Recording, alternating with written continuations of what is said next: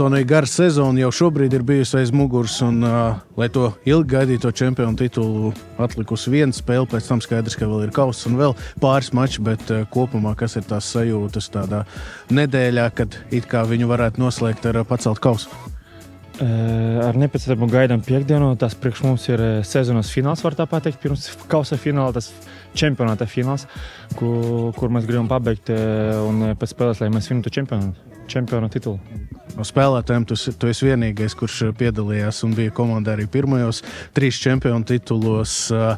Tev personīgi, kā ir tām sajūtām, ka laiks ir pagājis, tu esi krietni pieredzējušāks palicis, un tie gadi, kad netika izcīnīts čempionu tituls, vai tas iedod papildus emocijas?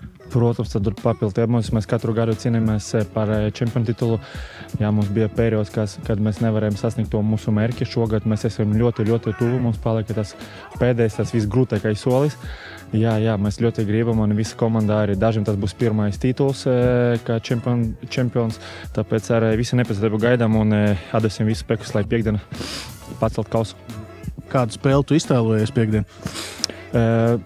Kā jau iepriekšējā spēlēs, katra spēle tagad ļoti smaga. Visi grib pieredzēt mums, ka viņi arī var mums uzvarēt. Katrai komandai vajag punkti, tāpat kā Tukumam vajag punkti, tāpēc būs sīva cīņa. Mēs esam gatavi tai cīņai. Tev 250. oficiālā spēle. Laiks ātri skrien, laikam, jā?